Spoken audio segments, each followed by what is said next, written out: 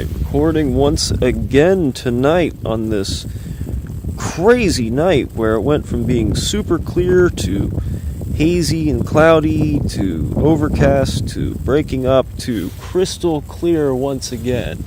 We're looking at the moon and it is spectacular. This full moon is incredible right now. Getting a super clear image on the camera. I've spent quite a bit of time practicing, figuring out how I can adapt different eyepieces to this cell phone mounting bracket by basically pulling the lens out of a Barlow and turning it into a simple extension tube. So right now I'm using a 15mm eyepiece. I think it's a 15. It's either 15 or 16. I think it's 15. Using a 2x Barlow without the lens, so basically just as an empty tube to hold the thing, using open camera to record it, and it's freezing cold out here, but it's totally worth it because that view of the moon is astonishing. I might be able to zoom in here with, hopefully this doesn't crash, but we'll see.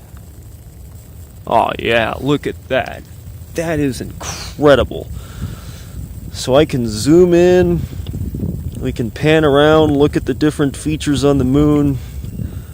There's the crater Plato, for example, a nice little impact basin filled with lava floodplain, moving around to the Ocean of Storms.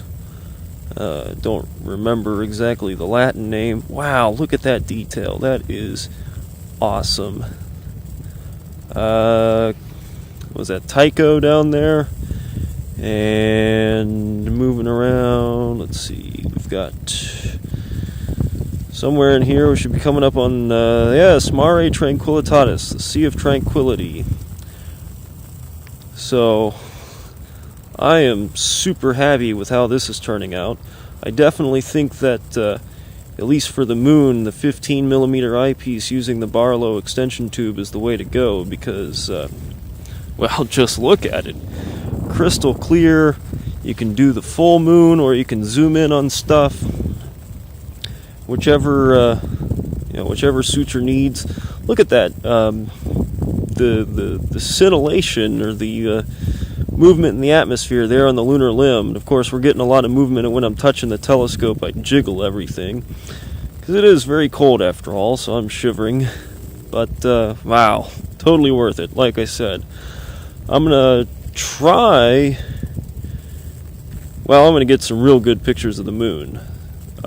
First of all, use this while I can because it is finally crystal clear out.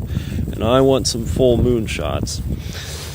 And then I'm going to try Jupiter. I think I had some cloud bands earlier when I was using the aperture reducer in conjunction with a lunar filter. Of course, we had some clouds too, which probably helped, but I'm going to try it again just to see what happens using this new eyepiece setup. Because, man, this is working great on the moon.